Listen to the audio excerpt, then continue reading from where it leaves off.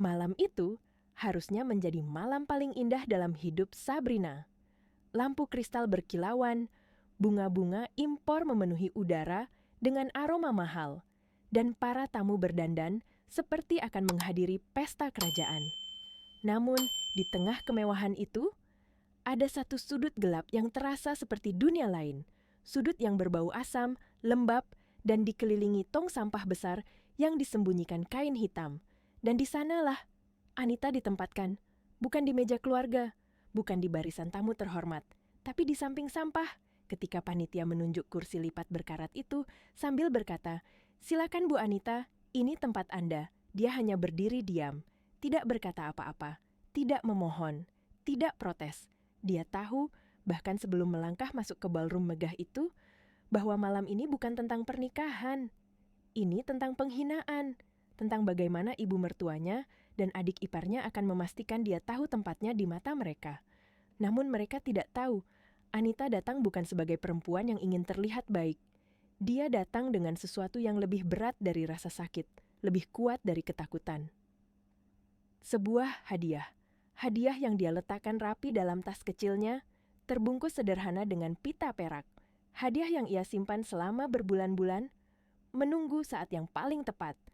Dan saat Sabrina berjalan anggun dalam gaun putihnya, bak putri raja yang penuh kesombongan, langkahnya mendekati sudut gelap itu tepat seperti yang Anita duga. Sabrina berhenti di depan Anita, menatapnya dari ujung kepala hingga kaki, lalu tersenyum dengan racun manis yang menetes dari setiap kata. "Ah, pantas saja kamu duduk di sini, Mbak," bisiknya. "Sampah sepertimu memang cocok dekat teman-temanmu." Banyak wanita akan runtuh mendengar itu. Tapi Anita hanya menatapnya, tatapan yang tenang, dingin, dan dalam. Tatapan yang membuat senyum Sabrina goyang setengah detik. Tanpa sepatah kata pun, Anita merogoh tasnya, mengeluarkan kotak kado coklat kecil dengan pita perak, menyerahkannya pada Sabrina pelan, penuh wibawa yang tak bisa dijelaskan. Sabrina mendengus. "Paling ini hadiah murahan," katanya sambil merebut kotak itu. Dan Anita hanya berbalik, melangkah keluar dari pesta itu dengan kepala tegak, meninggalkan Sabrina memegang kotak yang akan menghancurkan seluruh hidupnya. 5 menit setelah Anita meninggalkan ballroom yang gemerlap itu, Sabrina masih asik tersenyum. Senyum yang penuh kesombongan dan kemenangan. Para tamu di sekitar panggung melihatnya dengan kagum, mengira pengantin yang cantik itu sedang menikmati kebahagiaannya. Tidak ada yang tahu bahwa dalam genggamannya dia memegang sesuatu yang akan mematahkan seluruh hidupnya. Rizky, suaminya yang baru, menghampiri sambil menertawakan lelucon temannya. "Ayo sayang, kita buka hadiah yang besar itu nanti. Banyak sekali kado yang harus kita lihat," katanya ceria. Namun, mata Sabrina terpaku pada kotak kecil berwarna coklat yang tadi disodorkan Anita.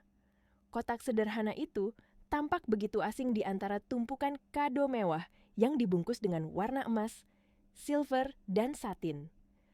Ada rasa penasaran bercampur dengan amarah. Dalam pikirannya, Sabrina ingin memastikan bahwa hadiah Anita bisa dijadikan bahan hinaan terakhir malam itu. Diperlihatkan pada semua orang, ditertawakan, atau dihina habis-habisan. Ibu Fatimah mendekat, senyumnya licin penuh kebencian. "Bagus, perempuan itu akhirnya pergi," bisiknya. "Setidaknya tidak merusak hari bahagiamu lagi." Sabrina tersenyum miring. "Lihat, Bu, hadiah dari sisok suci itu," katanya sambil mengangkat kotak kecil itu. Ibu Fatimah mendengus. "Halah, paling isinya pernak-pernik murahan, atau panci kecil. Buang saja, nanti mengotori tanganmu." Tapi Sabrina menggeleng, tatapannya penuh rencana jahat. "Tidak, Bu, aku mau buka di sini, di depan semua orang, biar semua tahu selera rendahan istri Kak Faris." Dia duduk anggun di pelaminan, menarik nafas panjang seolah sedang mempersiapkan aksi dramatis. Sorotan lampu panggung mengenai wajahnya, membuat seluruh perhatian tamu perlahan beralih ke arah pengantin wanita yang tengah membuka hadiah kecil itu. Dengan gerakan kasar, Sabrina merobek kertas kado coklat itu. Pita peraknya jatuh ke lantai. Kertasnya tersobek tak beraturan. Di dalamnya, sebuah kotak kayu polos. tidak berukir, tidak dipernis, tidak ada keanggunan. Hanya sebuah kotak sederhana yang tampak tidak layak berada di acara semegah malam itu. Rizky tertawa kecil, mengira ini hal lucu. Mungkin isinya batu, sayang, godanya. Sabrina membuka kotak itu. Wajahnya berubah, senyumnya memudar. Karena di dalamnya bukan batu, bukan perhiasan murah, dan bukan ucapan selamat. Yang ada hanyalah setumpuk kertas. Kertas yang dilipat rapi, kertas yang terasa berat meski bentuknya ringan. Kertas yang mengandung kebenaran yang lebih tajam dari pisau. Sabrina tertawa, tapi tawanya terdengar retak. Dokumen? Anita memberiku kerjaan kantor di hari pernikahanku. Katanya mencoba bercanda, namun suaranya mulai sumbang. Pak Hilman, ayah Rizky, mengamati dari barisan depan. Sebagai pebisnis kawakan, ia mengenali bentuk dokumen penting dari jauh. Ekspresi Sabrina yang tiba-tiba panik membuat nalurinya bekerja. Sabrina mengambil lembar pertama. Saat membaca judulnya, seluruh tubuhnya terasa dingin seperti es. Ringkasan alokasi dana pernikahan dan investasi patungan. Rizky Pratama, Faris. Itu bukan lelucon, itu bukan kado, itu bom waktu.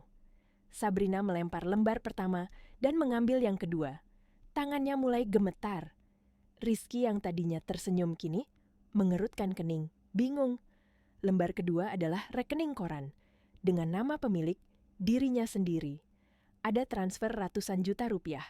Tanggalnya sangat jelas. Jumlahnya sangat besar. Sabrina membalik halaman berikutnya. Warna wajahnya hilang. Nafasnya tercekat.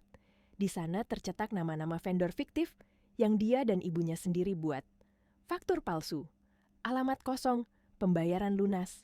Ruang ballroom menjadi semakin sunyi, seakan semua orang menahan napas tanpa sadar. Sabrina panik. Dia mencari sesuatu yang bisa menyangkal semuanya. Dan saat itu, dari dasar kotak kayu, dia menemukan benda kecil yang membuat jantungnya berhenti. Sebuah USB flash drive dengan tulisan tangan Anita yang rapi. Rekaman audio percakapan Ibu Fatimah and Sabrina, 10 Oktober. Saat membaca label itu, Sabrina membeku. Hidungnya terasa panas, jantungnya berdetak keras. Tangannya hampir tidak bisa memegang kotak itu. Rizky menatapnya dengan semakin bingung dan khawatir. Dan pada saat itulah, Sabrina menjerit untuk pertama kalinya malam itu.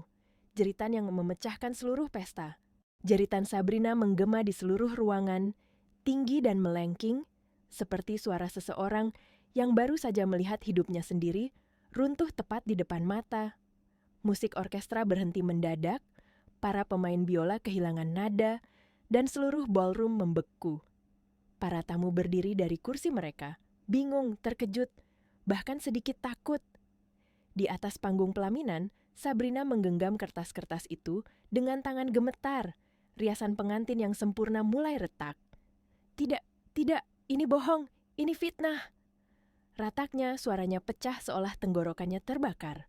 Dia mencoba meremas kertas itu, menyembunyikannya, menyingkirkan bukti yang telah telanjur ditatap ratusan mata. Tapi Rizky, yang kini tidak lagi tersenyum, menarik satu lembar yang jatuh ke lantai. Lembar yang berisi cetakan percakapan WhatsApp. Dan di sana, mata Rizky tertumbuk pada satu kalimat yang merobek hatinya. Si bodoh Rizky itu pasti percaya apa saja. Untuk pertama kalinya malam itu, wajah Rizky benar-benar berubah. Warna merah bahagia pernikahan hilang, digantikan oleh dingin, seperti badai yang siap menghancurkan apapun di jalannya. Pak Hilman, ayah Rizky, tidak lagi bisa duduk diam. Dengan langkah tegas, ia naik ke panggung. Raut wajahnya keras, seperti batu granit yang siap pecah oleh kemarahan. Tanpa meminta izin, ia meraih seluruh berkas dari tangan Rizky dan mulai memeriksanya satu persatu. Hening menggantung di udara. Tidak ada yang berani berbisik, bahkan napas pun terasa berat untuk diambil, karena apa yang terlihat di kertas-kertas itu bukan hanya salah paham, bukan hanya kesalahan kecil, itu penipuan besar-besaran, direncanakan, dijalankan dengan detail mengerikan. Dan semua itu dilakukan oleh dua wanita yang berdiri tepat di panggung, Sabrina dan ibu kandungnya sendiri, Fatimah. Sabrina terisak, mencoba mencengkeram tangan Rizky. Mas percaya aku kan? Ini semua editan. Anita yang lakukan semua ini. Dia iri, dia mau merusak pernikahan kita. Tapi Rizky tidak menatapnya. Dia menatap ayahnya yang kini memegang sebuah USB kecil, flash drive yang ditemukan Anita di dasar kotak kayu. Pak Hilman mengangkat USB itu tinggi-tinggi, seperti bukti terakhir dalam sebuah sidang besar. Hubungkan ke sistem suara, katanya pada asisten yang selalu mengikutinya. Ibu Fatimah langsung menjerit, berlari kecil ke arah panggung, wajahnya panik. Jangan diputar, kita bisa bicara baik-baik. Tapi Pak Hilman hanya menatapnya dingin. Tatapan seorang ayah yang merasa putranya dipermainkan, ditipu, diperdagangkan cintanya. Asisten menekan tombol play, dan seluruh ballroom dipaksa mendengarkan suara yang telah direkam dengan begitu jernih, suara yang tidak bisa dibantah, tidak bisa disangkal, tidak bisa diedit. Suara Sabrina tertawa. Serius, Bu? Tinggal bilang aku ngidam belanja ke Paris. Si bodoh Rizky itu pasti kasih kartu kredit tanpa limit. Suara tawa Ibu Fatimah, tajam seperti pisau. Bagus, pastikan dia tidak curiga. Soal kehamilan palsu itu gampang. Dokter langganan ibu bisa atur. Beberapa tamu menutup mulut mereka dengan syok. Beberapa lainnya menggeleng tak percaya. Seorang wanita tua bahkan berbisik, "Ya Tuhan, ini bukan sekadar skandal, ini dosa." Rekaman berlanjut, lebih kejam, lebih telanjang. Semakin membongkar betapa dalamnya penipuan itu. Ketika rekaman berhenti, keheningan yang muncul begitu pekat sehingga bisa mematahkan hati siapapun yang mendengarnya. Rizky menatap Sabrina, pengantin yang baru beberapa jam lalu, dipanggilnya sayang. Namun kini, dia seperti melihat orang asing, dan bukan sembarang orang asing. Melainkan, pengkhianat yang merusak dasar kepercayaan. Dengan suara rendah namun jelas, ia bertanya, "Jadi, tidak ada bayi dalam perutmu?" Sabrina tersungkur ke lantai. Gaun pengantinnya terpeleset, menodai lantai panggung. Dia menangis, meraung, memohon. "Mas, maaf, ampun, aku lakukan semua karena cinta." Rizky tertawa, tawa yang pahit, kosong, dan penuh luka. "Kau bahkan tidak tahu arti cinta." Ibu Fatimah mencoba meraih tangan Sabrina, tapi dua petugas keamanan sudah naik ke panggung, bersiap mengamankan keadaan. Pak Hilman mengambil mikrofon. Suaranya tegas, final, seperti palu hakim. "Pesta ini selesai, dan pernikahan ini secara resmi saya nyatakan batal." Sorakan kecil terkejut terdengar. Beberapa tamu terdiam mematung. Beberapa lainnya buru-buru pergi agar tidak terlibat dalam skandal terbesar tahun ini. Dan Sabrina, dalam gaun putih yang kini terlihat seperti kain kafan, menjerit lagi. Jeritan seorang wanita yang kehilangan semuanya dalam satu malam. Cinta, uang, status, dan masa depannya. Ballroom yang tadinya menjadi istana mewah bagi Sabrina, kini berubah seperti panggung neraka. Para tamu yang beberapa menit lalu tertawa dan berfoto, kini menatap dengan campuran ngeri dan tidak percaya. Semua mata tertuju pada dua wanita, pengantin yang jatuh berlutut di lantai, dan ibu mertuanya yang panik, wajahnya memucat seperti orang kehilangan nyawa. Sabrina meraih gaun pengantinnya yang kusut, menangis seperti anak kecil. Tidak mungkin. Rizky, aku mohon, aku cinta sama kamu." Namun Rizky sudah tidak lagi melihatnya sebagai wanita yang ia cintai. Tatapannya kosong, batu. Tidak ada sisa kelembutan seperti sebelumnya. Di sampingnya, Pak Hilman, dengan wibawa seorang pemimpin yang marah, mengayunkan tangannya memberi isyarat kepada petugas keamanan. "Bawa dua wanita ini keluar dari panggung," katanya dingin, "dan hubungi polisi. Ini bukan salah paham, ini penipuan." Ibu Fatimah menjerit keras. Suaranya melengking memecahkan hening. Tidak, jangan bawa saya." "Faris, tolong ibu. Faris." Suaranya menggema, namun putranya tidak berdiri. Faris hanya menunduk, wajahnya abu-abu, seolah seseorang mencabut seluruh napas dari tubuhnya. Dia melihat ibunya diseret oleh petugas, namun tubuhnya tetap kaku. Dia tahu, ini semua bukan tentang Anita lagi. Ini tentang dosa yang selama ini dia biarkan. Sabrina berontak. Gaun pengantinnya terseret-seret di lantai. Lipstiknya luntur, mascaranya meleleh, membuat wajah cantiknya berubah seperti topeng yang rusak. "Aku hamil! Aku sungguh hamil! Rizky, tolong aku!" Rizky tidak bergerak. Tepatnya, dia melihat Sabrina dengan tatapan jijik. Tatapan yang lebih menyakitkan dari teriakan atau tamparan. "Tidak ada bayi," katanya pelan namun tegas. Tidak pernah ada. Dan itu mematahkan Sabrina. Tubuhnya roboh seketika. Air matanya membasahi lantai panggung seperti hujan. Para tamu kini mulai bergerak. Beberapa buru-buru keluar, takut terlibat dalam skandal. Beberapa tetap terpaku, memandangi drama keluarga yang lebih mengerikan dibanding sinetron malam hari manapun. Di tengah kekacauan itu, Faris akhirnya berdiri. Namun berdirinya bukan karena keberanian, melainkan keterlambatan. Dia melihat kursi kosong tempat ibunya duduk, melihat panggung tempat adiknya diseret turun, melihat seluruh hidupnya hancur seperti kaca pecah.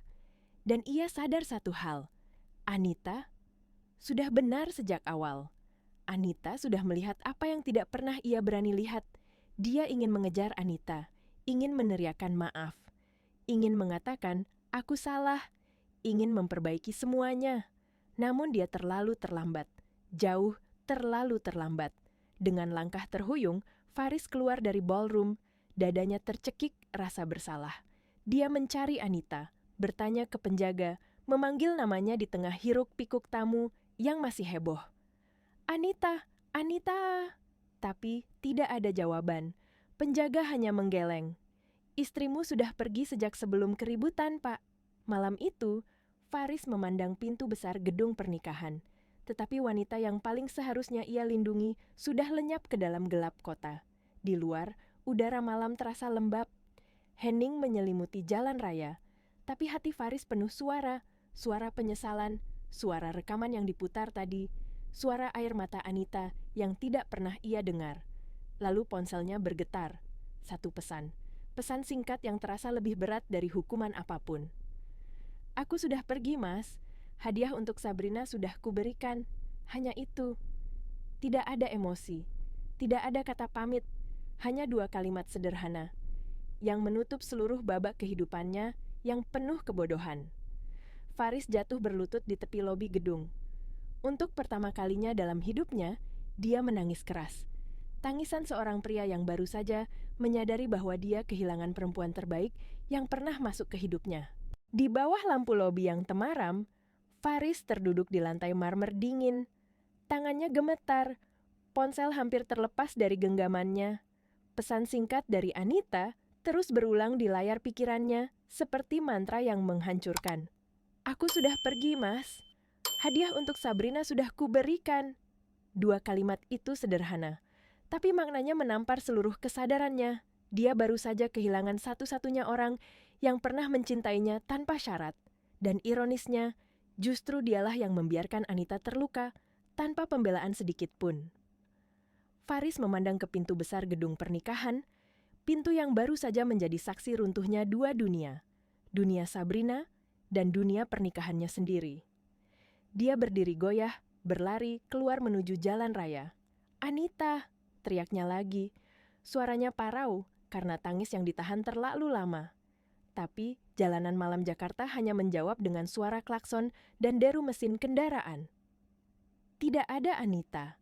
Tidak ada sosok berkerudung biru, Safir yang tadi begitu tegar saat meninggalkan gedung itu. Dia mencoba meneleponnya. 1 kali, 2 kali, 10 kali. Hasilnya sama. Nomor yang Anda tuju sedang tidak aktif atau berada di luar jangkauan. Ponsel Anita dimatikan. Atau mungkin, lebih tepatnya, ditutup untuknya selamanya. Faris akhirnya kembali ke apartemen mereka dengan langkah lunglai. Perjalanan itu terasa seperti mimpi buruk yang tak berkesudahan. Setiap lampu kota yang melewatinya seolah berkata, "Kamu sudah terlambat." Ketika pintu apartemen terbuka, kesunyian menyambutnya. Tidak ada aroma teh herbal buatan Anita. Tidak ada suara lembut ketikan laptop yang biasanya menemani malamnya. Hanya keheningan. Keheningan yang begitu tebal hingga menusuk dada. Lampu yang dia nyalakan terasa terlalu terang untuk ruangan yang kini terasa kosong.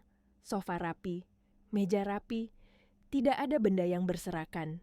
Tidak ada tanda-tanda kekacauan. Itu bukan ketenangan. Itu adalah kehilangan. Sampai akhirnya matanya tertuju pada meja makan. Di sana tertata rapi 3 benda, amplop putih, bersih kunci, mobil pemberiannya. Cincin kawin mereka cincin itu tergeletak di atas meja, dingin dan berkilau. Namun, tidak lagi bermakna apapun. Faris mendekat perlahan, seolah takut menyentuh masa lalu yang baru saja ditinggalkan. Tangan gemetarnya mengambil amplop itu. Anita menulis sesuatu di atasnya dengan tulisan tangan rapi dan lembut, seperti kepribadiannya. Dia membuka amplop itu, dan di dalamnya hanya selembar kertas. 1 paragraf pendek. Tidak ada drama, tidak ada tangisan, tidak ada amarah, hanya kejujuran. Tulisan itu berbunyi, "Mas Faris, selama ini aku diam bukan karena aku lemah. Aku diam karena aku masih berharap kamu akan melihat. Malam ini, aku sadar kamu tidak akan pernah melihatku. Kamu hanya melihat ibumu dan adikmu. Aku sudah melindungimu semampuku. Uang perusahaanmu yang hampir habis, mereka kuras. Aku sudah mengamankannya. Bukti-bukti yang kuberikan pada Sabrina hanyalah salinannya. Yang asli sudah kuberikan pada pengacara Pak Hilman. Ini tugasku sebagai istrimu. Untuk terakhir kali. Sekarang lindungi dirimu sendiri. Anita." Surat itu jatuh dari tangan Faris.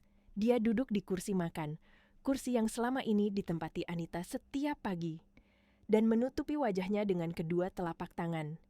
Dan malam itu, untuk pertama kalinya dalam hidupnya, Faris menangis bukan sebagai putra Ibu Fatimah, bukan sebagai kakak Sabrina, tetapi sebagai seorang pria yang akhirnya sadar bahwa dia telah menghancurkan wanita yang paling mencintainya. Ketika rasa sesak itu perlahan berubah menjadi sesuatu yang lain, sesuatu yang dingin, keras, dan tajam seperti bilah baja, Faris bangkit. Tanpa mengganti pakaian, masih mengenakan setelan jas pestanya, ia melangkah ke ruang kerja. Ia membuka brankas di balik lukisan dinding. Brankas yang selama ini ibunya gunakan untuk menyimpan dokumen penting. Dan di sanalah semuanya berada. Buku cek palsu, laptop lama berisi data manipulasi, sertifikat bodong, rekening bayangan, semua bukti kejahatan ibu dan adiknya yang selama ini dia butakan diri untuk tidak melihat. Dia memasukkan semuanya ke dalam tas kerja besar. Tidak ada ragu, tidak ada bimbang, karena Anita telah melakukan bagian terakhirnya sebagai seorang istri. Dan sekarang, gilirannya. Faris keluar dari apartemen. Hujan rintik-rintik mulai turun, seperti langit pun sedang ikut menangis. Tujuannya hanya satu, kantor polisi pusat. Dan untuk pertama kalinya, dia memilih melakukan hal yang benar. Kantor polisi pusat malam itu dipenuhi cahaya neon yang menusuk mata. Udara lembab bercampur bau disinfektan memenuhi ruangan. Wartawan sudah berkerumun di lobi. Mikrofon dan kamera mereka siaga seperti pemangsa yang mencium bau darah dalam sebuah skandal besar. Malam ini, aroma itu berasal dari keluarga Faris. Faris berdiri di depan pintu masuk, setelan jasnya belum diganti sejak pesta, rambutnya berantakan, wajahnya pucat dan tampak jauh lebih tua daripada usianya. Namun, ada sesuatu yang baru di wajah itu, ketegasan yang selama ini hilang bangkit dari reruntuhan penyesalan. Dengan langkah yang mantap, ia masuk. Tas besar berisi bukti kejahatan ibu dan adiknya tergenggam erat di tangannya. Petugas di meja resepsionis terkejut saat Faris menyebut namanya. "Saya, Faris," katanya. Suaranya serak namun jelas. "Saya ingin menyerahkan bukti tambahan terkait kasus penipuan yang dilaporkan Pak Hilman." Petugas itu berkedip beberapa kali. Tidak menyangka pengunjungnya malam itu adalah pria yang keluarganya baru saja mengguncang media sosial dan berita nasional. "Anda, keluarga mereka?" "Saya putra dan kakak mereka," jawab Faris tanpa jeda. "Dan saya, saksi kunci." Kata-kata itu menggema di ruang resepsionis, mengiris udara seperti pisau, tidak ada keraguan, tidak ada rasa takut, hanya tekad. Di balik kaca ruang tunggu tahanan, Faris akhirnya melihat mereka. Ibu Fatimah dan Sabrina duduk berdampingan pada bangku besi yang keras. Tidak ada lagi gaun pesta, tidak ada lagi makeup mewah, tidak ada lagi keangkuhan. Sabrina menangis diam-diam, wajahnya rusak oleh riasan yang luntur dan air mata tak berujung. Ibu Fatimah sebaliknya, penuh amarah, napasnya memburu, matanya merah dan rambutnya acak-acakan. Begitu melihat Faris, Ibu Fatimah langsung berdiri dari kursinya, menggedor kaca dengan marah. "Faris, keluarkan ibu dari sini. Itu perempuan sialan, Anita. Dia memfitnah kami. Kamu harus membela ibu. Kamu anak ibu." Tapi Faris tidak bergerak. Untuk pertama kalinya, tatapannya pada ibunya bukanlah tatapan tunduk, melainkan tatapan yang melihat kebenaran apa adanya. Dia tidak melihat ibu. Dia melihat seorang wanita yang tega menghancurkan hidup orang lain demi uang. Seorang wanita yang tega menyakiti menantunya sendiri. Seorang wanita yang tega mendorong putranya menghancurkan pernikahan sendiri. Dia memalingkan wajahnya, dan pada saat itu, seorang pria berjas rapi mendekatinya. Tingginya sedang, kacamata tipis menggantung di hidungnya, wajahnya tenang dan profesional. "Pak Faris?" "Ya, saya Bima, pengacara Ibu Anita." Waktu berhenti. Faris hampir tidak percaya. "Ah, Anita? Dia baik-baik saja. Klien saya berada di tempat yang aman. Itu saja yang perlu Anda tahu." Suara pengacara itu lembut, namun tegas, seperti sudah sangat terbiasa mengurus kasus-kasus kompleks. "Ini," kata Bima sambil menyerahkan map tebal berwarna biru. "Klien saya meminta saya memberikannya kepada Anda, hanya setelah Anda tiba di sini." Faris membuka map itu perlahan. Ada secarik kertas resmi, cap hukum, tanda tangan Anita, gugatan cerai. "Tapi ini sudah ditandatangani klien saya sejak seminggu lalu." Pengacara Bima menatapnya penuh pengertian. "Ibu Anita sudah tahu bahwa semuanya akan mengarah ke sini. Dia hanya menunggu waktu yang tepat." Faris merasa bumi runtuh sekali lagi. "Jadi, semuanya sudah berakhir?" "Prosesnya akan kami lanjutkan besok pagi," jawab pengacara itu lembut. "Tidak ada harta yang dia minta dari Anda, tidak ada kompensasi, tidak ada balas dendam. Dia hanya ingin satu hal, kebebasan." Faris menutup mata, dadanya sesak, kerongkongannya terbakar. Pengacara Bima menambahkan pelan, namun penuh arti, "Yang Anda lakukan malam ini sangat mulia, tapi tidak cukup untuk mengubah keputusan klien saya." Faris berdiri di tengah lobi kantor polisi, lampu neon memantulkan bayangannya di lantai. Di satu tangan, dia membawa tas berisi bukti untuk menjebloskan ibunya sendiri ke penjara. Di tangan lain, map biru berisi akhir dari pernikahannya. Dia telah memilih melakukan hal yang benar, namun tetap terlambat untuk menyelamatkan apa yang paling berarti baginya. Dan malam itu, Faris menyadari satu kebenaran pahit. Kadang kebenaran memang membebaskan, tapi selalu ada harga yang harus dibayar. Badai itu tidak berhenti dalam semalam. Justru, setelah malam pernikahan Sabrina berubah menjadi bencana nasional, badai itu semakin menguat, menerjang setiap sudut kehidupan keluarga Fatimah dan Sabrina tanpa belas kasihan. Media sosial meledak. Komentar, gosip, dan potongan video rekaman audio tersebar kemana-mana. Judul-judul berita bermunculan seperti jamur setelah hujan. Skandal pernikahan abad ini, pengantin wanita, tertangkap menipu miliaran rupiah. Rekaman rahasia menguak kebohongan hamil si pengantin, ibu mertua dan anak kandung jadi dalang penipuan. Setiap persidangan yang menyusul kemudian selalu penuh sesak. Wartawan membludak di luar gedung. Semua ingin melihat bagaimana akhir dari drama yang terlalu sempurna untuk menjadi kenyataan itu. Sementara itu, Sabrina dan Ibu Fatimah menjalani hari-hari buruk yang semakin panjang. Mereka dibebaskan sementara dengan jaminan besar, bukan karena belas kasihan, tetapi karena Pak Hilman ingin menuntut mereka dalam keadaan mereka tidak bisa lari. Semua harta kekayaan mereka dibekukan. Rekening bank ditutup. Rumah mewah yang dulu mereka banggakan disita bank karena ternyata Ibu Fatimah telah menggadaikannya secara ilegal. Teman-teman sosialita yang dulu memuja mereka menghilang, Tidak ada yang berani lagi menyapa, tidak ada yang mau terlihat dekat dengan skandal. Di ruang sidang, drama itu semakin kelam. Tim pengacara Pak Hilman adalah tim terbaik di kota. Mereka datang dengan koper-koper penuh bukti, saksi ahli, rekaman, jejak transfer bank, dan potongan percakapan WhatsApp yang dibongkar Anita dari ponsel Sabrina. Ibu Fatimah duduk di kursi saksi, berkeringat, gemetar, namun tetap mencoba arogan. Semua ini fitnah.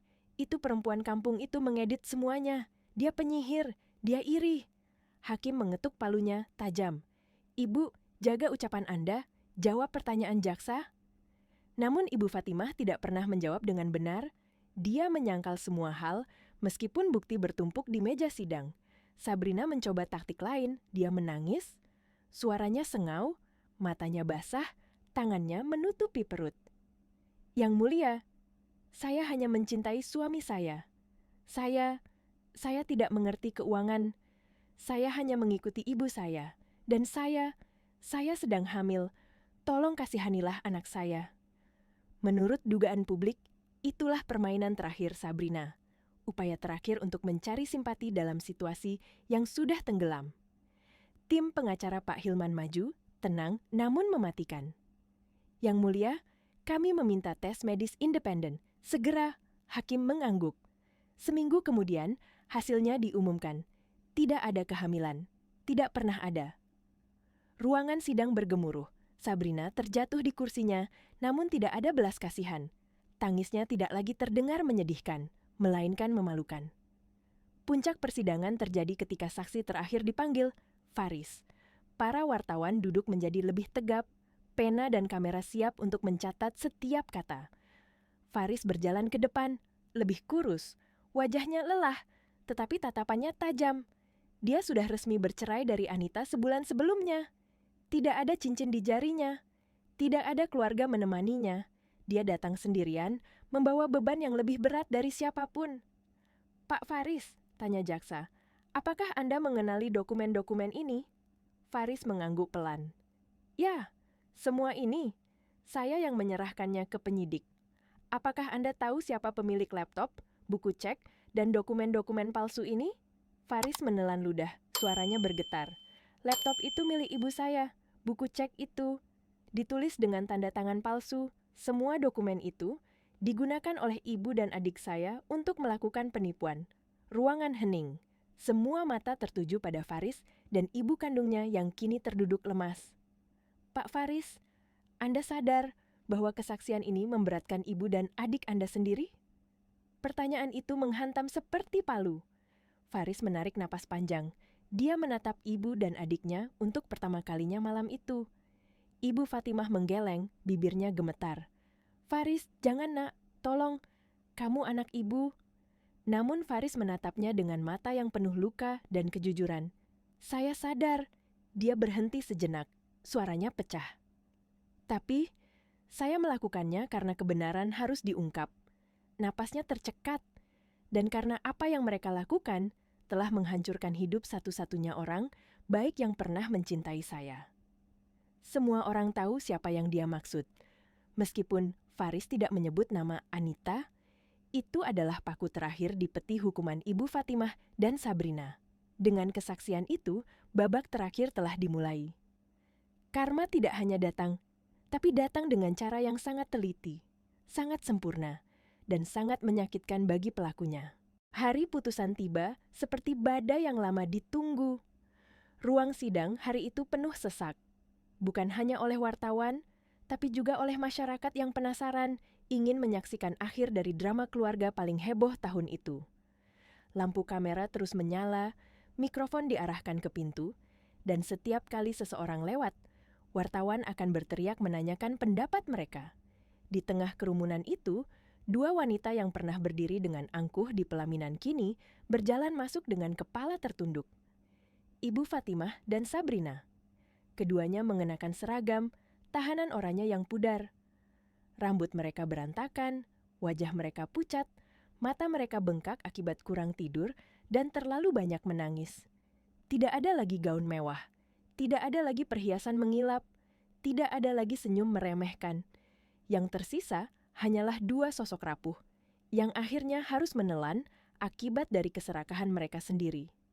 Hakim yang memimpin persidangan adalah seorang wanita paruh baya dengan wajah tegas dan sorot mata tajam. Suasana ruang sidang langsung berubah hening saat palunya diketuk. Sidang dimulai. Jaksa membaca ringkasan panjang tentang rangkaian penipuan, manipulasi dokumen, pemalsuan rekening, vendor fiktif, dan rekayasa kebohongan hamil. Setiap kalimat yang dibacakan membuat wajah Ibu Fatimah semakin kusam dan membuat tangan Sabrina semakin gemetar. Semua bukti yang dikumpulkan Anita, semua dokumen, rekaman audio, jejak transfer bank, percakapan WhatsApp, bersatu menjadi tembok kebenaran yang tidak bisa ditembus oleh kebohongan manapun. Akhirnya, hakim membuka lembar putusan. Suara beliau stabil, berwibawa, dan menyayat. Setelah menimbang seluruh bukti, kesaksian saksi, dan fakta yang terungkap selama persidangan, beliau berhenti sebentar, memandang langsung ke arah dua terdakwa. Pengadilan menyatakan bahwa terdakwa Ibu Fatimah dan terdakwa Sabrina secara sah dan meyakinkan bersalah. Sabrina tersentak seperti orang yang baru saja ditembak. Ibu Fatimah menggigit bibirnya hingga hampir berdarah. Hakim melanjutkan, "Apa yang Anda berdua lakukan bukan hanya merusak sistem keuangan." Nada suaranya berubah lebih keras. "Tapi, Anda telah mencoreng institusi pernikahan, memanipulasi cinta, dan merencanakan penipuan yang melibatkan pihak yang tidak bersalah." Beberapa orang di ruang sidang mengangguk setuju. Ada yang berbisik bahwa hukuman berat akan dijatuhkan, dan tebakan mereka benar.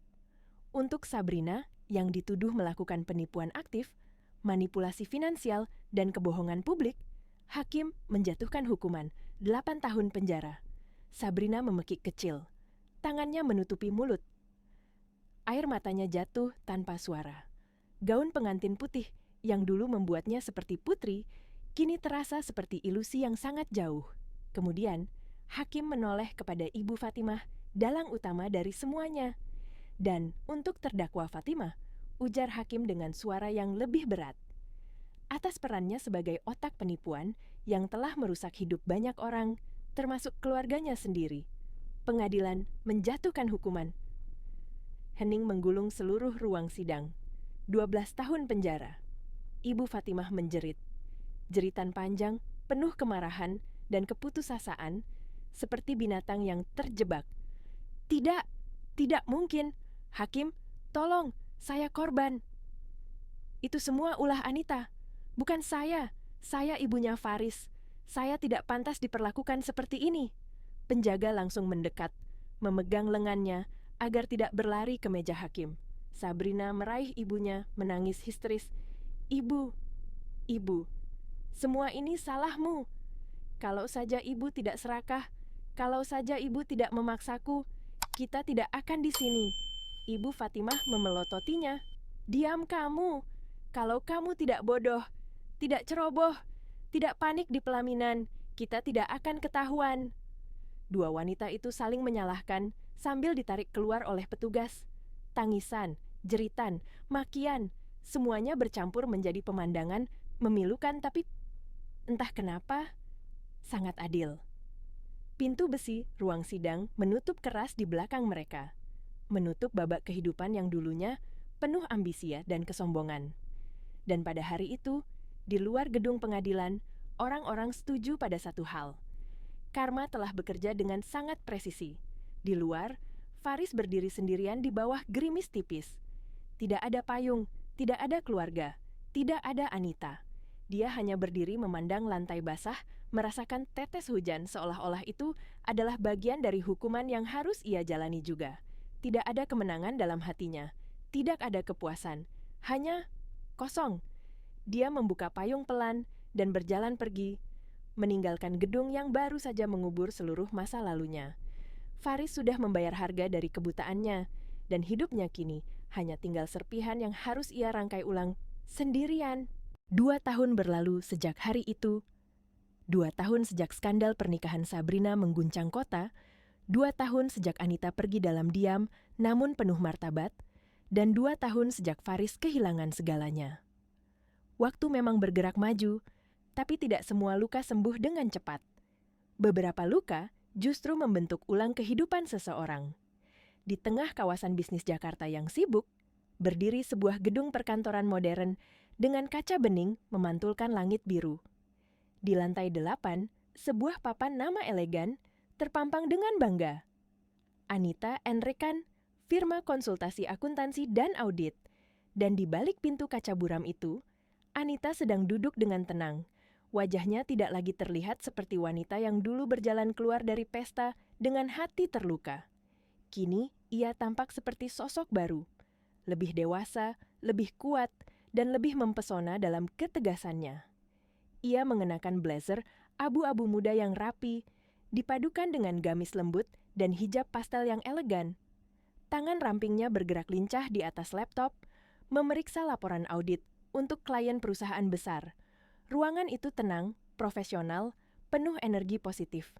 Tidak ada suara yang mengusik, tidak ada bayangan masa lalu yang menghantuinya. Kehidupannya sudah ia bangun kembali. Pelan, tapi pasti. Dan firmanya tumbuh cepat. Dalam 2 tahun, kejujuran dan ketelitian Anita membuat namanya dikenal luas. Klien besar mempercayai pekerjaannya. Perusahaan-perusahaan besar berlomba menggunakan jasanya. Ia tidak kaya raya, tetapi ia mandiri, damai, dan yang terpenting, bebas. Bebas dari belenggu yang dulu menahannya. Bebas dari keluarga yang meremehkannya. Bebas dari pernikahan yang menguras jiwanya. Anita telah menemukan dirinya kembali. Suatu siang, saat sinar matahari menembus jendela besar kantornya, ponselnya bergetar. Nomor tidak dikenal, biasanya ia akan mengabaikan, tapi entah mengapa. Kali ini ia menjawab, "Halo, halo Sanita." Anita membeku. Suara itu, suara yang dulu sangat dikenalnya. Suara yang pernah membuatnya menangis dalam diam. Faris. Suara itu sedikit serak, lebih berat, dan terdengar jauh lebih lelah dari yang ia ingat. "Mas Faris," jawabnya datar, terukur, profesional, seperti berbicara dengan klien biasa. Ada keheningan panjang di seberang. Kemudian Faris menghela napas, berat dan penuh penyesalan. "Aku tahu, aku tidak punya hak untuk meneleponmu," katanya pelan. "Tapi aku ingin minta maaf lagi." Anita menatap meja kerjanya, berhenti mengetik. Ia tidak marah, tidak sedih, hanya kosong. "Sudah lama aku memaafkanmu, Mas," jawabnya lembut. "Tapi itu bukan berarti aku lupa." "Bukan itu." Faris terdengar terburu-buru. "Aku minta maaf bukan karena aku ingin dimaafkan. Aku minta maaf karena aku harus mengatakannya." Suara Faris pecah sedikit. "Aku minta maaf karena aku pengecut. Karena aku membiarkanmu diperlakukan seperti sampah. Karena aku memilih diam saat seharusnya aku berdiri untukmu. Dan aku kehilanganmu karena kebodohan itu." Anita tetap diam. Ia tidak ingin menyakiti, tapi ia juga tidak ingin memberi harapan palsu. "Mas Faris," suara Anita lembut. "Semuanya sudah berakhir. Kita sudah memilih jalan masing-masing." "Aku tahu," jawab Faris cepat. "Tapi izinkan aku bilang satu hal lagi." Anita menunggu. "Aku baru saja keluar dari toko buku," katanya dengan suara rendah. "Aku lihat kamu di majalah. Wanita inspiratif tahun ini." Anita tersenyum tipis, senyum yang tidak terlihat oleh Faris. "Itu hanya majalah," jawabnya ringan. "Tidak," suara Faris pecah, tulus penuh makna. "Bagiku, itu pengingat. Pengingat bahwa kamu selalu menjadi jauh lebih kuat, lebih baik, lebih hebat daripada apa yang pernah aku lihat." Ada jeda. Lalu, Faris menghembuskan napas, seolah melepaskan beban terakhir dari dadanya. "Aku sekarang bekerja sebagai manajer logistik di Surabaya. Hidupku sederhana. Aku hanya ingin kamu tahu bahwa apa yang kamu lakukan dulu, itu menyelamatkanku, mengajariku untuk menjadi manusia yang benar." Anita menatap keluar jendela kantornya. Langit cerah, udara hangat. Tidak ada luka tersisa, tidak ada dendam. "Aku senang kamu baik-baik saja, Mas," katanya tulus. "Tapi aku harus kembali bekerja. Ada klien yang menunggu." "Ya, tentu," suara Faris melemah. Tapi ia tetap mencoba tegar. "Jaga dirimu baik-baik, Anita. Kamu pantas bahagia." Anita tersenyum tipis. Anda juga, Mas Faris, selamat tinggal. Ia menutup telepon. Tidak ada getaran di dadanya. Tidak ada amarah, tidak ada sedih, hanya rasa. Selesai. Anita telah memilih bab baru, dan kali ini dialah penulisnya. Di hari yang sama, telepon itu berakhir. Ratusan kilometer dari kantor Anita yang tenang dan penuh cahaya. Ada sebuah tempat yang gelap, pengap, dan berbau disinfektan menusuk hidung. Sebuah lembaga pemasyarakatan wanita, tempat di mana waktu berjalan lambat dan penyesalan bergema di antara dinding beton yang dingin. Disinilah Ibu Fatimah dan Sabrina menjalani hari-harinya. 2 tahun telah berlalu sejak vonis dijatuhkan, tapi di balik jeruji besi, waktu seakan berhenti. Mereka bukan lagi wanita yang berdiri angkuh di pelaminan, bukan lagi ibu dan anak yang suka memandang rendah orang lain. Keduanya kini hanyalah narapidana dengan nomor identitas yang digantung di dada. Seragam tahanan mereka pudar warnanya. Rambut tak lagi tertata rapi. Kecantikan Sabrina yang dulu digembar-gemborkan, orang kini terkikis oleh letih dan jam tidur yang pendek. Kulitnya kusam, matanya cekung, dan tangan halusnya kini penuh kapalan akibat pekerjaan keras di Binatu penjara. Di sudut ruang kunjungan wajib, tempat para narapidana diperbolehkan duduk 1 jam di luar sel.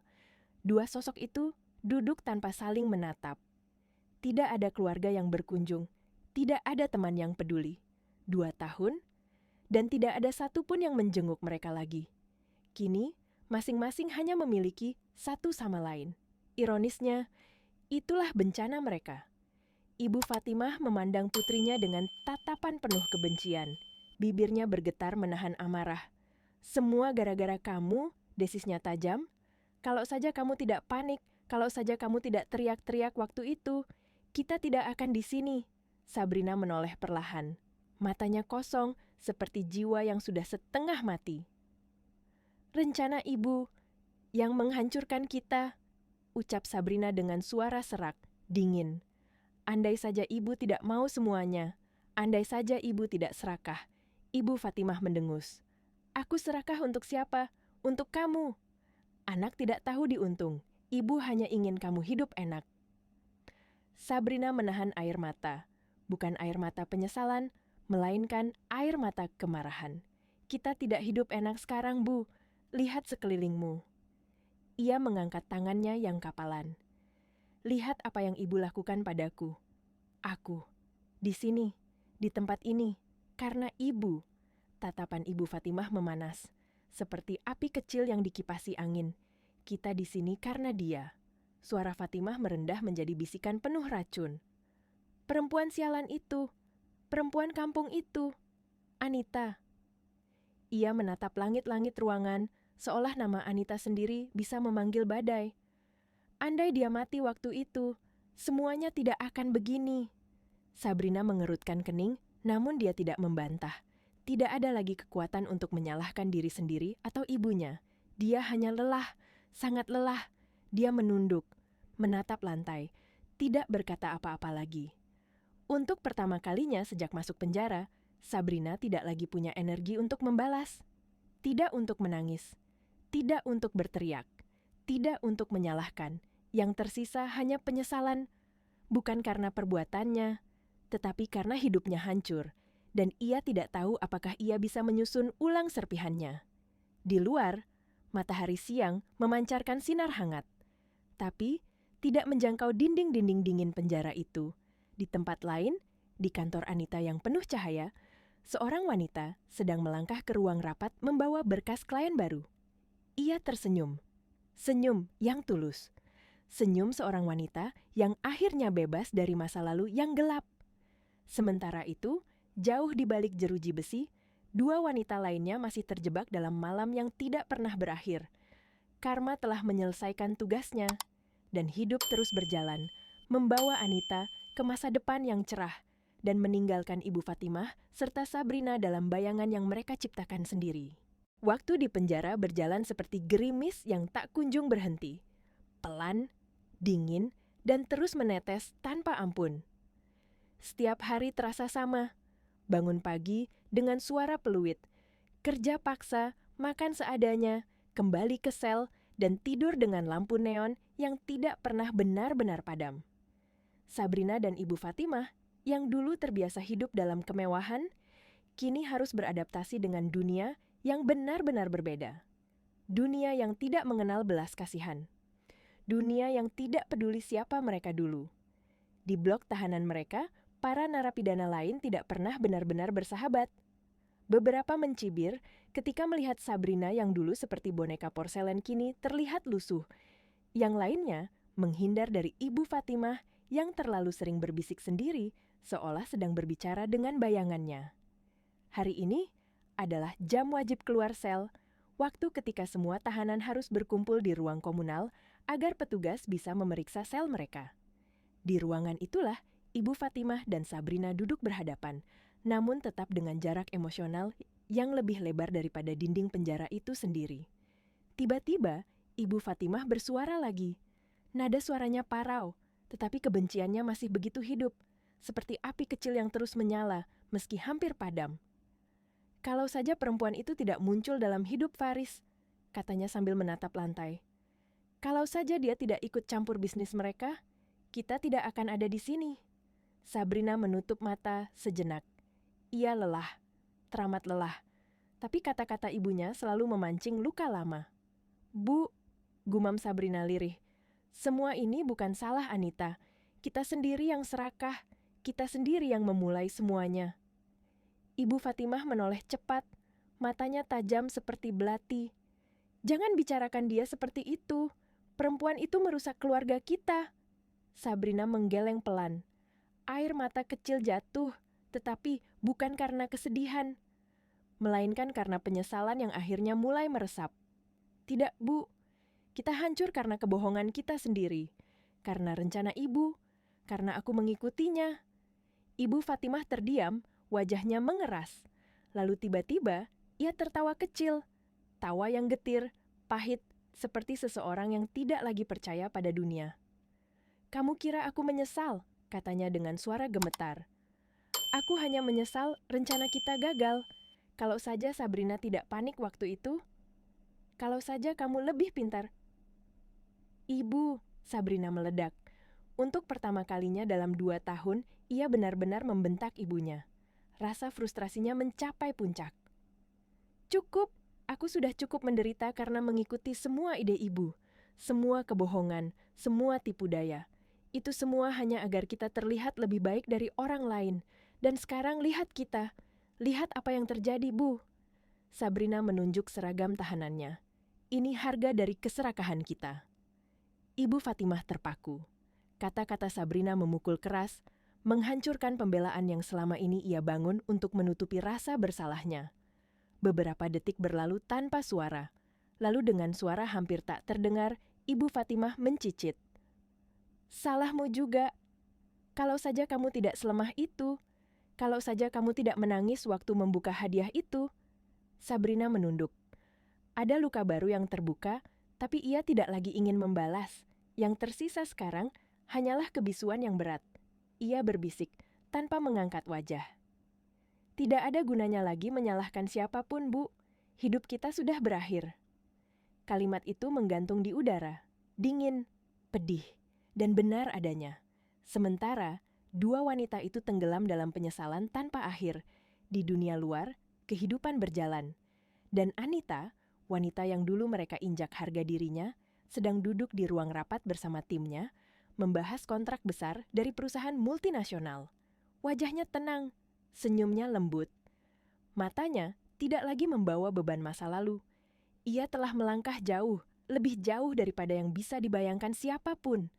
Nasib memang punya caranya sendiri untuk menyeimbangkan segalanya. Di balik jeruji, Sabrina dan Ibu Fatimah mengulang sejarah kelam mereka setiap hari. Sementara Anita membangun masa depan yang cerah dengan tenang, jatuh, bangkit, dan akhirnya menang. Hari berganti hari, bulan berganti bulan, dan penjara tidak pernah berubah. Dinding-dindingnya tetap abu-abu kusam, bau besi dan disinfektan tetap menyengat, dan langkah para penjaga tetap terdengar keras seperti hentakan takdir yang tidak memberi kesempatan kedua. Di ruangan sempit di blok tahanan perempuan itu, Sabrina dan Ibu Fatimah menjalani hidup mereka yang baru, hidup yang tidak pernah mereka bayangkan sebelumnya. Rutinitas itu membunuh perlahan. Bangun pukul 5 pagi, pemeriksaan sel, kerja paksa di dapur atau binatu. Makan seadanya, kembali ke sel, tidur, bangun lagi. Dari luar, seseorang bisa mengira waktu berjalan normal, tapi di dalam, jam seolah-olah berhenti di hari mereka dijatuhi hukuman. Hari itu, sinar matahari menembus kisi-kisi jendela kecil di atap ruangan kunjungan wajib. Ruangan itu pengap, ramai, namun terasa hampa. Para narapidana duduk di kursi kayu tua, berbicara dengan keluarga, atau hanya menunggu waktu berlalu. Di sudut ruangan, dua wanita yang dulu terkenal angkuh itu duduk di meja paling belakang. Tidak ada keluarga yang datang, tidak ada teman, tidak ada yang menunggu mereka di dunia luar. Sabrina memainkan tangan kasarnya, menatap kuku-kuku yang rusak karena kerja keras. Ia tidak lagi mengenali dirinya sendiri. Wajah cantiknya dulu, kini seperti bayangan samar dari masa lalu yang jauh, dan Ibu Fatimah yang dulu selalu tampil sempurna dengan rambut disasak tinggi dan riasan tebal, kini terlihat seperti wanita tua yang kehilangan segalanya. Matanya kosong, namun kemarahannya masih hidup. Seperti bara yang tidak pernah benar-benar padam. Perbincangan mereka yang hening akhirnya pecah ketika Ibu Fatimah membuka bibirnya. "Kamu tahu," katanya dengan suara parau, "semua ini masih salah perempuan itu." Sabrina mengangkat wajah, lelah. "Perempuan itu? Anita?" Ia menghela napas. "Bu, sampai kapan kita menyalahkan orang lain?" Ibu Fatimah memelototinya. "Aku tidak menyalahkan, aku mengatakan kebenaran. Perempuan kampung itu menghancurkan hidup kita." Sabrina menggeleng, tetapi tidak berani menantang tatapan ibunya terlalu lama. "Dia tidak menghancurkan kita, Bu." Suara Sabrina sangat pelan, namun penuh makna. "Kita sendiri yang menghancurkan hidup kita. Kita lakukan semuanya. Kita pilih sendiri semua kebohongan itu." Ibu Fatimah mengetuk meja dengan keras, membuat beberapa narapidana menoleh. "Jangan sok bijak," bentaknya. "Kalau saja kamu tidak panik waktu itu, kalau saja kamu lebih cerdas, kita bisa lolos, kita bisa hidup enak." Sabrina menutup wajahnya dengan kedua tangan. Air mata jatuh, bukan karena ingin menyalahkan dirinya sendiri, tetapi karena lelah, terlalu lelah menjadi bagian dari lingkaran kebencian ibunya. "Bu, berhenti," katanya akhirnya. "Berhenti salahkan aku, berhenti salahkan Anita. Kita tidak akan pernah keluar dari sini kalau ibu terus seperti ini." Ibu Fatimah memalingkan wajah, menatap tembok tua penjara itu. Tembok yang menjadi saksi bisu dari penyesalan yang ia tolak untuk akui. "Seandainya dia mati saja waktu itu," gumam Fatimah. Suaranya penuh racun. "Tentu hidup kita tidak akan begini." Sabrina memejamkan mata, bibirnya bergetar. "Bu, kita tidak terkurung di sini karena Anita. Kita terkurung karena pilihan kita sendiri." Untuk pertama kalinya sejak masuk penjara, Sabrina merasakan sesuatu yang mirip kejujuran mengalir di dadanya. Dan itu menyakitkan. Ibu Fatimah mendengus tapi tidak menjawab. Ia tahu Sabrina benar, tapi kebenciannya sudah menjadi satu-satunya hal yang tersisa dalam hidupnya. Di luar penjara, dunia berjalan seperti biasa. Anita berjalan melewati lorong kantor modernnya, membawa berkas proyek besar. Ia tampak tenang dan elegan. Aura percaya dirinya berbeda, jauh dari dulu. Setiap langkahnya adalah bukti bahwa ia telah melewati badai gelap dan keluar dengan cahaya yang lebih terang. Dia memasuki ruang rapat dengan senyum profesional. Tidak ada rasa takut, tidak ada kejaran masa lalu, tidak ada bayangan Sabrina atau Ibu Fatimah yang menghantuinya. Dunia itu sudah ia tinggalkan, dan kini ia hidup dalam dunia yang ia bangun sendiri. Dengan keringat, kerja keras, dan harga diri yang tidak bisa dibeli siapapun. Karma bekerja, dan Anita, ia menang. 2 tahun telah berlalu sejak badai itu menghantam kehidupan Anita. 2 tahun sejak ia meninggalkan ballroom megah dengan kepala tegak, membawa martabat yang selama ini diinjak-injak. 2 tahun juga sejak ia naik ke kereta malam, meninggalkan hidup lamanya tanpa menoleh sedikit pun. Kini, kehidupannya berbeda. Bukan hanya berubah, tapi sepenuhnya terlahir kembali. Pada suatu pagi yang cerah, di dalam kantor modernnya, Anita sedang meninjau laporan audit ketika seorang rekan mengetuk pintu ruangannya. "Bu Anita, klien dari perusahaan energi baru saja tiba. Mereka siap untuk meeting."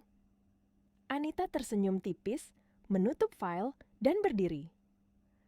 Blazer abu-abu mudanya terlihat elegan, menambah kewibawaan pada wajah lembutnya.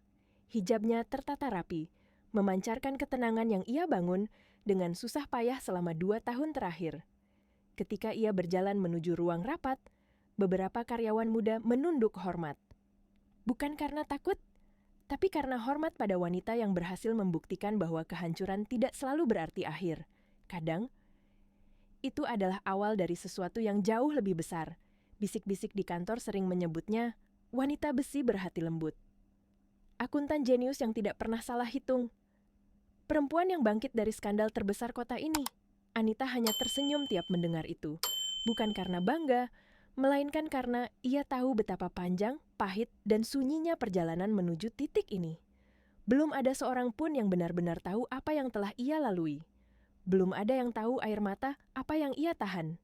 Dan tidak perlu ada yang tahu. Karena semua itu kini tinggal cerita masa lalu. Ponselnya bergetar ketika ia duduk di ruang rapat. Ia melihat layar sejenak. Pesan dari pengacaranya. Semua dokumen final.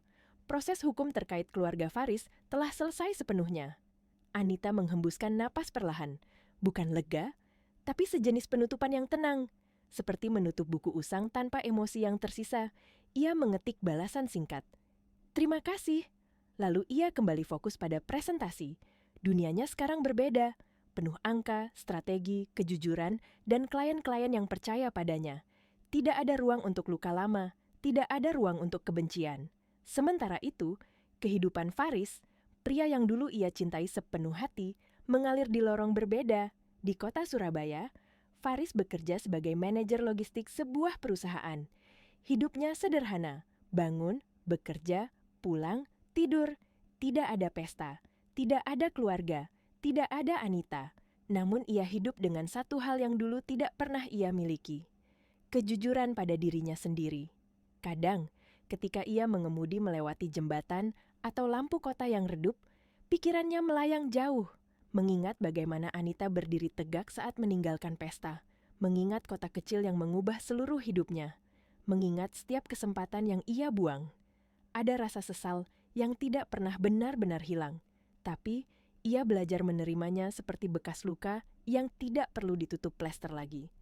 Faris pernah berkata pada dirinya sendiri, "Aku kehilangan Anita, tapi aku tidak boleh lagi kehilangan diriku." Dan sejak itu, ia menjalani hidupnya dalam diam. Tidak sempurna, tidak muluk, tapi jujur. Yang paling tidak diketahui banyak orang adalah bahwa sejak hari percakapan telepon terakhir itu, Faris tidak pernah lagi mencoba menghubungi Anita. Bukan karena ia tidak ingin, bukan karena ia tidak merindukan suara lembut itu. Tapi karena ia tahu batasnya. Ia tahu Anita pantas bahagia tanpa beban masa lalu.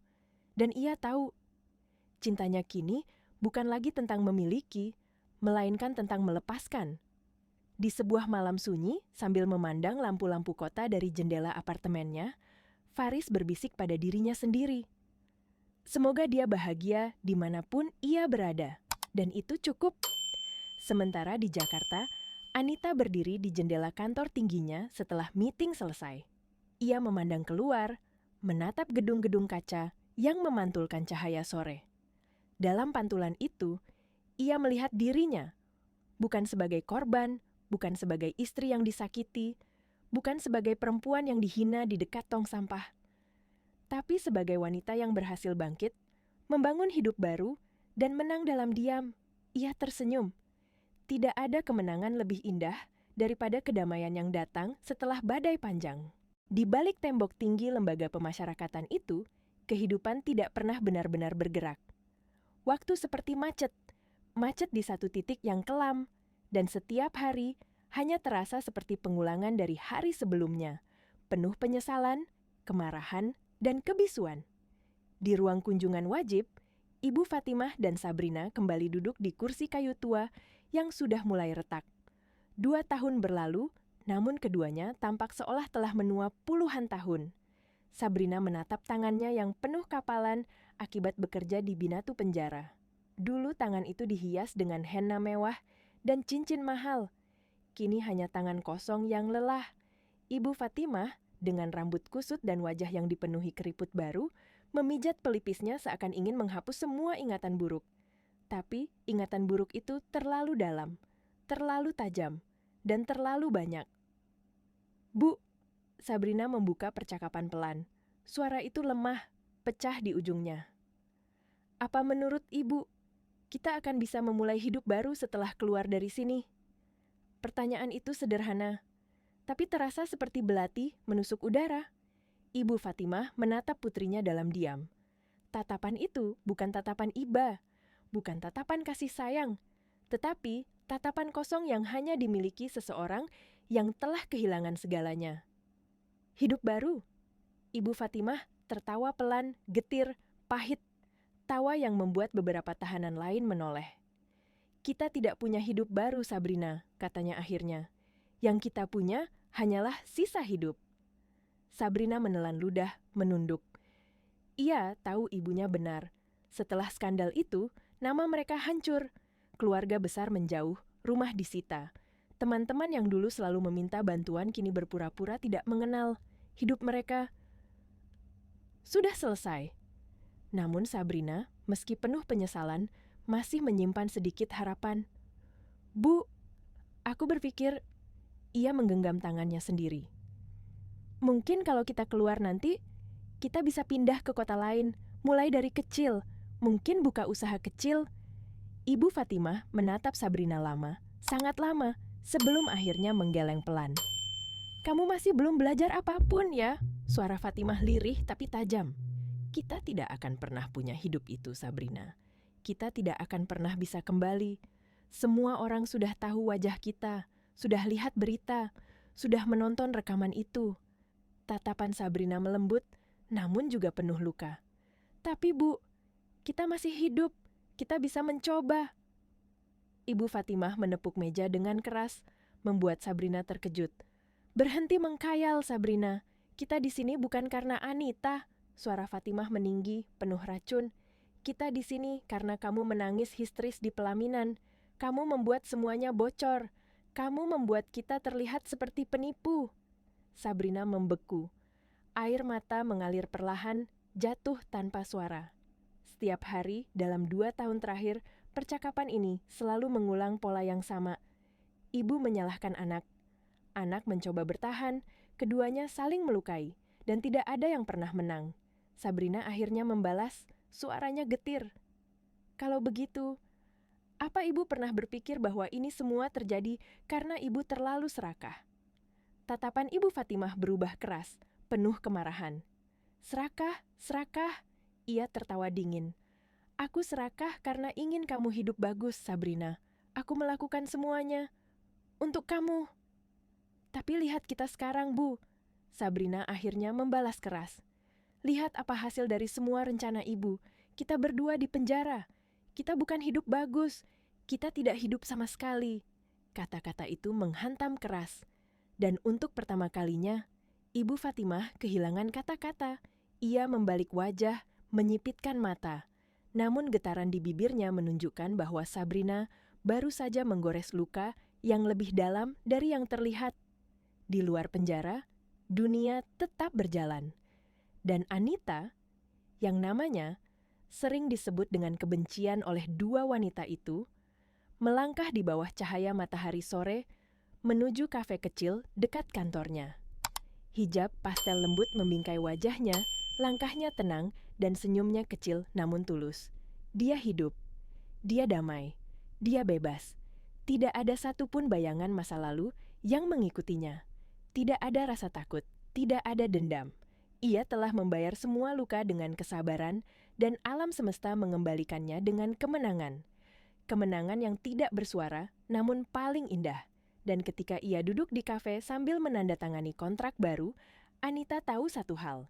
Dulu, mereka menempatkannya di sebelah tong sampah. Kini, hidup menempatkannya di puncak. Sementara mereka dibenamkan oleh tumpukan sampah dari perbuatan mereka sendiri. Karma tidak pernah lupa, dan Anita menang dalam diam. Waktu adalah obat yang paling lambat bekerja, namun paling jujur. Ia tidak pernah menipu, tidak pernah memberi ilusi palsu, dan tidak pernah memutarbalikkan kebenaran. 2 tahun telah berlalu, dan dunia Anita kini adalah dunia yang jauh berbeda dari luka-luka masa lalu. Dunia yang ia bangun dari nol, bukan dengan uang, bukan dengan koneksi, tetapi dengan karakter, kejujuran, dan hati yang tidak pernah menyerah. Suatu sore, setelah menyelesaikan presentasi besar dengan klien internasional, Anita memutuskan berjalan keluar kantor lebih awal. Ia ingin menghirup udara segar, sesuatu yang jarang dilakukan akhir-akhir ini. Angin sore Jakarta berhembus lembut. Jalanan ramai, namun hati Anita terasa damai, seolah-olah ia berada dalam dunia kecilnya sendiri. Dunia yang akhirnya aman dan stabil. Saat ia berjalan melewati jendela kaca besar bangunan, pantulan dirinya membuat ia berhenti. Di kaca itu, ia melihat sosok wanita yang sangat berbeda dengan Anita yang dulu. Wajahnya lebih dewasa dan tegas, matanya jernih dan mantap, bahunya tegak, langkahnya anggun. Tidak ada jejak wanita yang pernah berdiri di samping tong sampah, teringat penghinaan, atau tercekik oleh air mata yang ditahan. Yang terlihat kini adalah seorang pemenang. Namun bukan pemenang yang sombong, melainkan pemenang yang sudah melalui badai panjang dan kini berjalan di bawah cahaya. Ia menatap pantulan itu lama sekali. Bukan untuk memuji diri sendiri, tetapi untuk mengakui perjalanan yang begitu sulit dan panjang.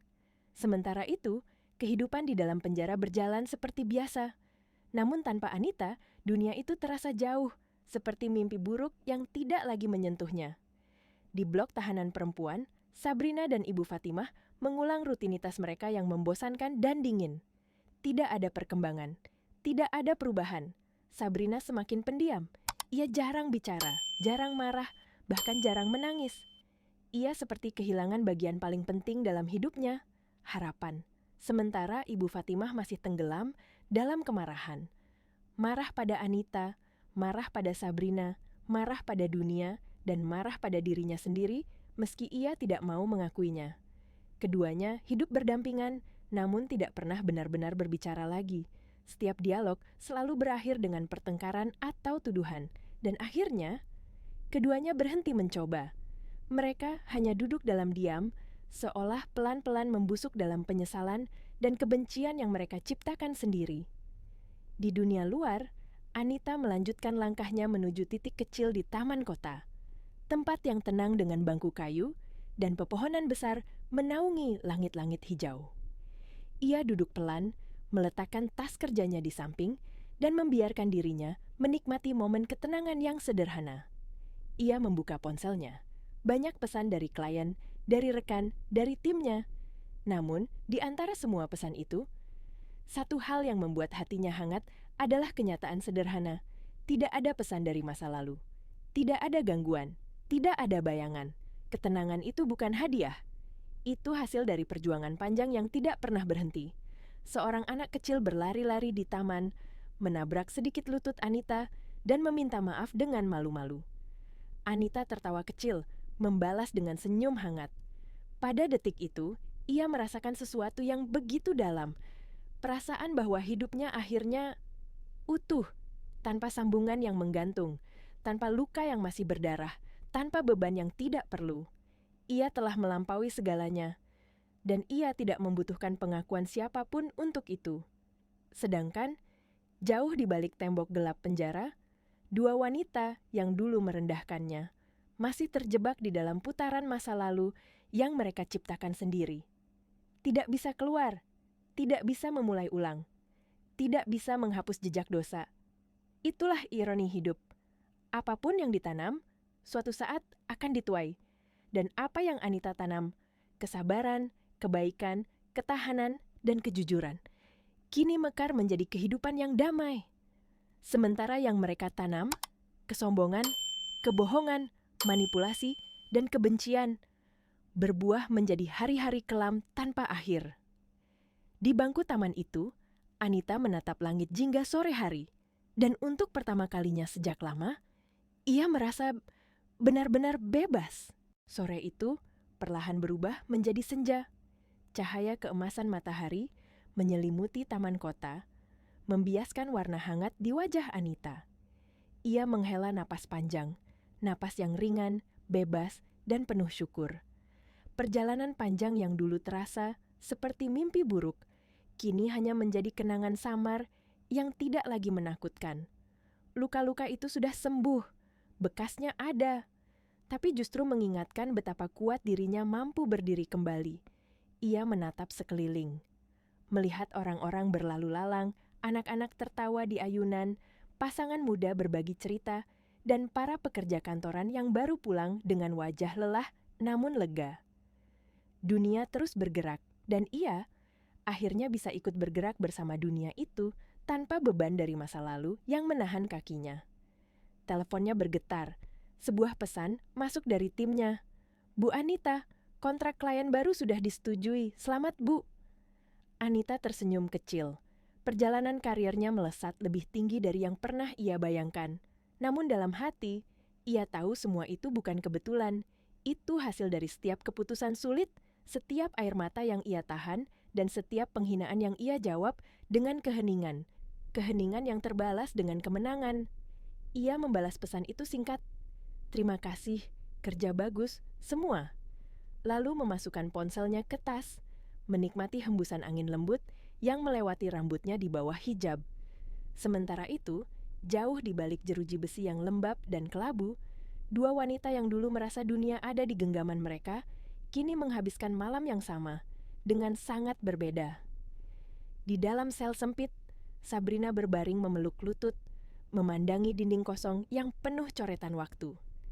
Tangannya yang dulu lembut kini pecah-pecah, matanya cekung dalam kesepian yang panjang. Setiap malam ia memikirkan hidup yang dulu. Semua kebohongan, semua kesalahan, semua peluang yang ia sia-siakan demi keserakahan. Ia menyesal, bukan hanya karena tertangkap, tetapi karena ia akhirnya menyadari bahwa dirinya sendiri adalah korban dari ambisinya yang salah arah. Ibu Fatimah, di kasur atas, memandang langit-langit gelap. Suara langkah penjaga menggema di lorong. Terkadang ia masih membisikkan nama Anita dengan penuh kebencian, dan terkadang ia menyalahkan Sabrina. Tapi jauh di lubuk hatinya yang keras, ia tahu kebenarannya. Semua ini terjadi karena pilihannya sendiri. Dan penjara yang mengurung mereka hari ini bukan hanya tembok dan besi, melainkan konsekuensi paling nyata dari sifat mereka sendiri. Kontras itu begitu jelas. Anita, yang dulu direndahkan dan dihina, kini berjalan di bawah senja yang indah, bebas, berwibawa, damai. Sabrina dan Ibu Fatimah, yang dulu memegang kekuasaan dalam rumah tangga Faris, kini terjebak dalam malam tanpa bintang, terkurung dalam penjara yang keras, dan tidak ada yang menunggu mereka. Kehidupan seperti menulis puisi karma paling sempurna. Anita berdiri dari bangku taman, merapikan hijabnya, dan melangkah perlahan menuju jalan setapak kecil yang menuju stasiun MRT dekat taman. Langkahnya tenang, senyumnya ringan. Setiap langkah adalah bukti bahwa hidup memberinya kesempatan kedua. Kesempatan untuk hidup dengan damai, kesempatan untuk bangkit, kesempatan untuk menjadi versi terbaik dari dirinya. Ia tidak membutuhkan balas dendam. Ia tidak membutuhkan pembuktian. Kemenangannya adalah ketenangan. Kebahagiaannya adalah kemerdekaan. Dan masa depannya adalah miliknya. Bukan milik siapapun yang pernah mencoba menjatuhkannya. Ketika matahari akhirnya tenggelam, Anita melangkah ke peron MRT yang terang dan bayangannya memanjang sepanjang lantai. Bayangan seorang wanita yang dulunya jatuh, namun kini berdiri paling tinggi. Dan begitulah kisah ini berakhir, dengan kemenangan diam, kemenangan yang paling indah.